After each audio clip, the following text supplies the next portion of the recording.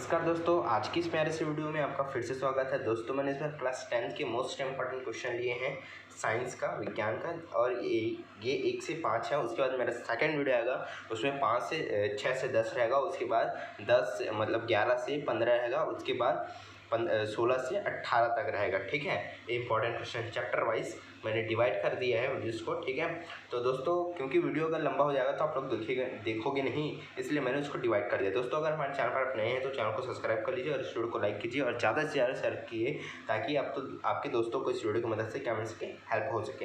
तो दोस्तों हम सबसे पहले क्वेश्चन देखते हैं, है ना। सबसे पहले चैप्टर 1, ठीक है, साइंस का। अब चैप्टर 1 में सबसे पहला आएगा प्राकृतिक चयन किसे कहते हैं। ठीक है, दूसरा क्वेश्चन है कि कृत्रिम चयन किसे कहते हैं। दोस्तों आप इस वीडियो को देख रहे हैं तो साथ ही साथ टिक मारते जाइए आपकी गाइड या कुंजी जो भी आपने रखा है उस पर, ठीक है, या फिर लिखते जाइए मेरे साथ। उसके बाद आपका तीसरा क्वेश्चन है कि जीवों के विकास और चयन और अनुकूलन की क्या भूमिका है। ठीक है, क्या भूमिका है। उसके बाद चौथा क्वेश्चन है सजाति तथा समवृत्ति लक्षण क्या है, उदाहरण देकर समझाइए। ओके, उसके बाद आपका पांचवा क्वेश्चन है कि जीवों के विकास के सिद्धांत के मुख्य बिंदु क्या है। ठीक है, ये एक ही चैप्टर से अभी। ठीक है, उसके बाद छठवां क्वेश्चन नहीं है, अब चैप्टर नंबर 2 स्टार्ट हो चुका है। ठीक है, चैप्टर नंबर 2 में सबसे पहला क्वेश्चन है कि उदासीनीकरण अभिक्रिया किसे कहते हैं, 2 उदाहरण लिख रहे हैं। ठीक है, उसके बाद आगे 7वां क्वेश्चन है कि अचार को तांबे और एल्युमिनियम के बर्तन में क्यों नहीं रखा जाता।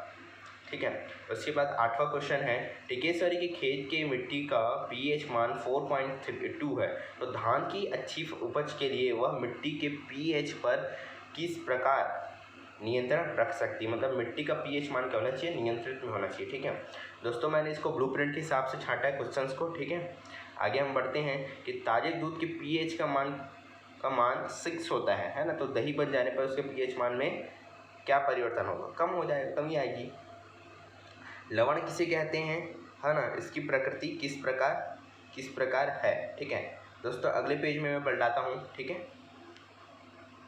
तो दोस्तों जो बाकी बचा था क्वेश्चन वो यहाँ पर निर्धारित होती है कि NH4 NO3 और Na2CO3 का उदाहरण लेकर समझाइए। ठीक है, उसको समझाना है अपने को, लवण को। ठीक है, उसके बाद चैप्टर नंबर 3 देखते हैं दोस्तों। चैप्टर नंबर 3 सबसे पहला है क्वेश्चन इसमें कि गुप्त उष्मा किसे कहते हैं। चैप्टर नंबर 3 से टिक मारते जाइए। ठीक है दोस्तों, मैंने इसको लाइन से नहीं लिया है, मैंने आगे पीछे लिया है, तो आपको टिक मारने में थोड़ा तकलीफ होगा। ठीक है, वीडियो को पॉज करके करिए। ओके, हम आगे बढ़ते हैं फिर से।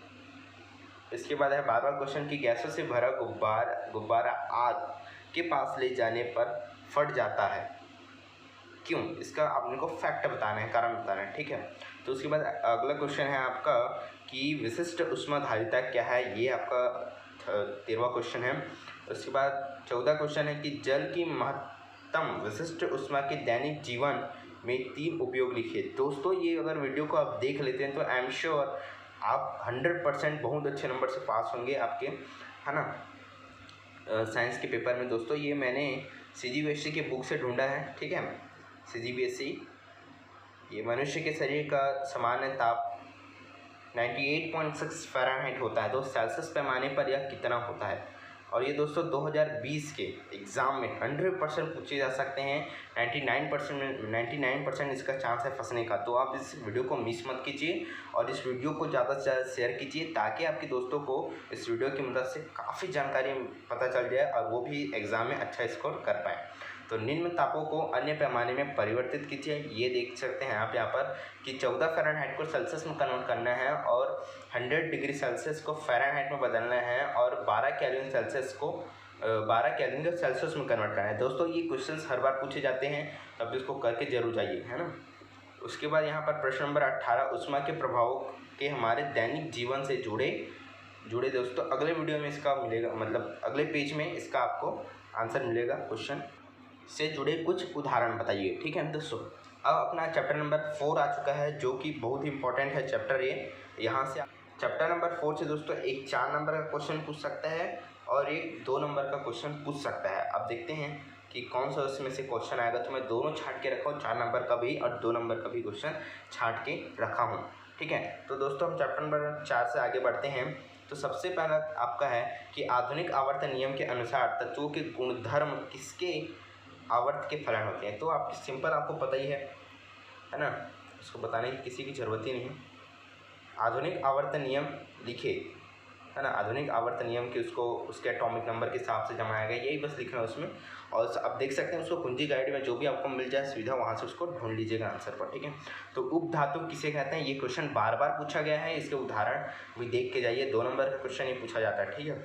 अब एक तत्व का इलेक्ट्रॉनिक विन्यास 281 है ना, 281 है, तब सबसे पहला कंडीशन है तब इस तत्व का नाम बताना। सेकंड कंडीशन है इस तत्व की संयोजकता क्या होगी, इसको बताना है, ठीक है। और थर्ड इसका कंडीशन है कि यह किस समूह का एलिमेंट है, इसको बताना है, ठीक है। उसके बाद हम आगे बढ़ते हैं दोस्तों कि 23वां प्रश्न आएगा कि एक तत्व का परमाणु क्रमांक 18 है, ठीक है, कितना है 18। अब उसके बाद इसमें देख सकते हैं इसका कंडीशन दिया है कि इस तत्व का इलेक्ट्रॉनिक विन्यास लिखना है, यह तत्व कौन सा समूह में रखा जाएगा या रख सकते हैं इसको, इस तत्व का नाम क्या होगा, ठीक है। ये क्वेश्चन हमेशा पूछे जाते हैं। 4 नंबर के क्वेश्चन है दोस्तों, आप कंटेस्टली इसको पढ़ के जाइए।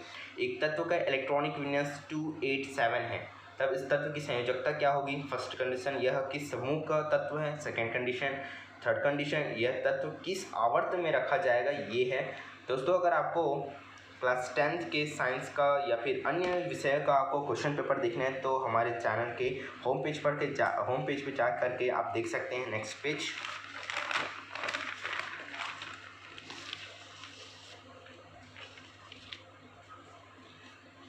दोस्तों यहाँ पर आपका 24वां क्वेश्चन है कि आधुनिक आवर्त सारणी में समूह में ऊपर से नीचे जाने पर, बाएं से दाएं जाने पर निम्नलिखित गुणों में किस प्रकार परिवर्तन होता है। ये क्वेश्चन बार बार पूछा गया है, पूछा जाता है।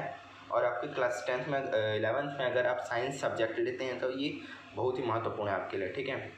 अब इसमें कंडीशन दिया है कि इस तत्व की अगर हम जाएंगे दाएं से बाएं या ऊपर से नीचे, तब ये कंडीशंस को बताना है कि संयोजकता, परमाणु का आकार, आयनन विभव और विद्युत ऋणता, इसको बताना है, ठीक है। उसके बाद हम आ जाते हैं कि प्रश्न नंबर 25, आधुनिक आवर्त सारणी में एवं मेंडलीफ की आवर्त सारणी में तत्वों की व्यवस्था की तुलना कीजिए, ये पूछा ही जाता है, पढ़ के जा सकते हैं आप इसको।